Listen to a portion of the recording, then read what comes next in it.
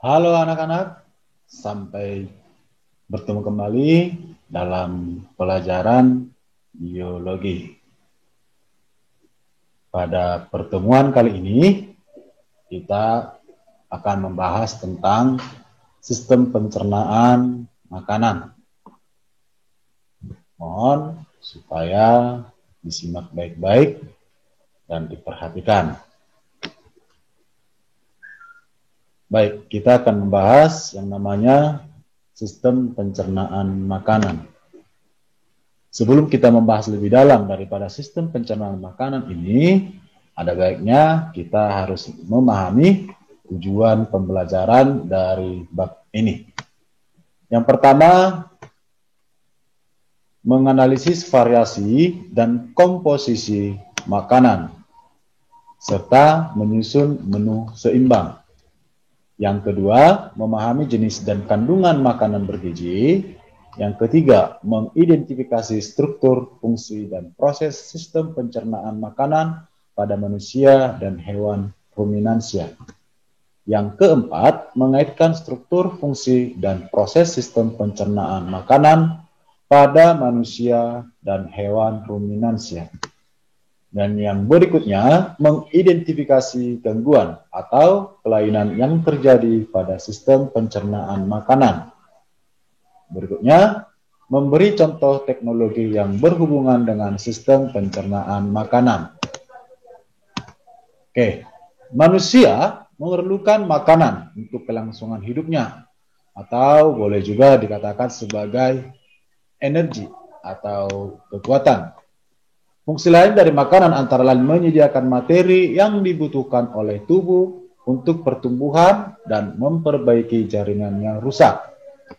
Makanan dapat digunakan oleh tubuh setelah diubah menjadi nutrien melalui sistem pencernaan.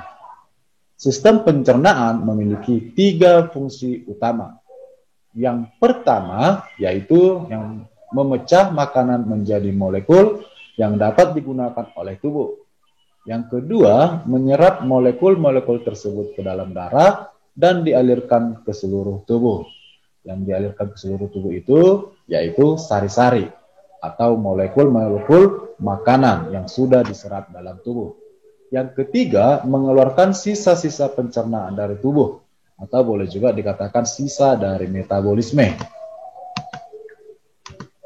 Pola makanan yang bermasalah dapat mengakibatkan beberapa penyakit, termasuk penyakit defisiensi atau kekurangan zat gizi tertentu. Untuk mencegah hal itu, kita dianjurkan untuk makan makanan yang bergizi dan bermutu. Kamu perhatikan gambar berikut ini. Di sini sudah ada beberapa jenis makanan seperti daging daripada ayam, ikan, telur, kacang-kacangan, dan lain sebagainya. Nilai gizi suatu makanan ditentukan oleh berdasarkan kandungan protein, karbohidrat, lemak, vitamin, mineral, dan serat nabati. Dan inilah yang terkandung dalam makanan yang disebut dengan makanan yang bergizi. Di mana tadi memiliki protein, karbohidrat, lemak, vitamin, mineral, dan serat nabati tadi. Nah, kriteria makanan bermutu adalah sebagai berikut. Yang pertama, memiliki gizi yang sangat tinggi. Yang kedua, higienis atau bersih atau jauh dari kuman. Yang ketiga, mudah dicerna.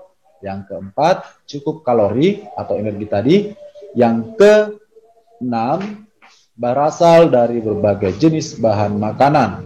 Dan yang terakhir adalah warna, rasa, dan baunya membangkitkan selera makanan. Usaha perbaikan gizi. Yang pertama adalah penyuluhan gizi. Masyarakat diberikan penyuluhan tentang nilai gizi, yaitu ilmu tentang hubungan antara makanan dengan kesehatan. Penyedia bahan makanan yang pertama itu mengusahakan pemberian makanan-makanan yang mengandung lisin tinggi melalui prinsip genetika, seperti biji gandum. Lisin adalah salah satu asam amino yang esensial.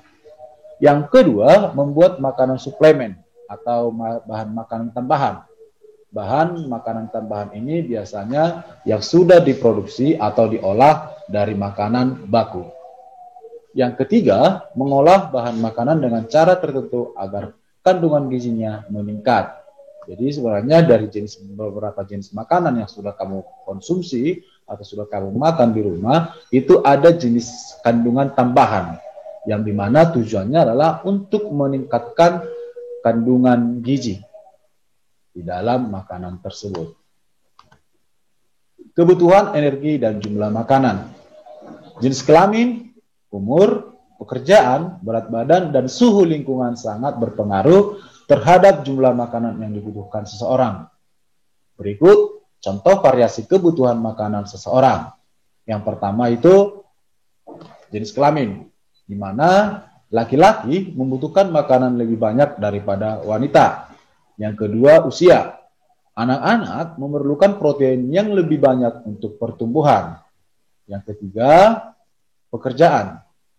Di mana pekerjaan otot relatif memerlukan karbohidrat lebih banyak, sedangkan pekerjaan otak lebih banyak membutuhkan protein dalam menunya sehari-hari. Yang keempat, semakin besar perbedaan suhu lingkungan dengan suhu badan, semakin banyak makanan atau semakin membutuhkan banyak makanan atau jumlah makanan yang dibutuhkan. Zat makanan yang dibutuhkan oleh tubuh terdiri dari karbohidrat, protein, lemak, vitamin, mineral, dan air. Kekurangan salah satu atau lebih zat makanan di atas dalam jangka waktu yang cukup lama dapat menyebabkan terjadinya gangguan dalam tubuh. Sebaliknya, kelebihan zat makanan juga tidak baik untuk kesehatan. Keadaan tubuh di mana komposisi zat makanan tidak seimbang disebut dengan malnutrisi.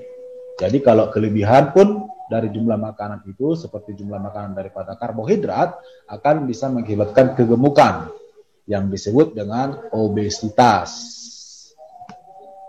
Oke, sekarang mari kita kerjakan soal latihan ini. Yang pertama, sistem pencernaan memiliki 3 fungsi utama. Coba kamu tuliskan dan jelaskan. Yang kedua, tuliskan contoh variasi kebutuhan makanan seorang. Ketiga, apakah yang disebut dengan malnutrisi? Dan yang keempat, tuliskan perbedaan makanan bergizi dan makanan sehat. Oke anak-anak, sampai di sini pertemuan kita pada kali ini.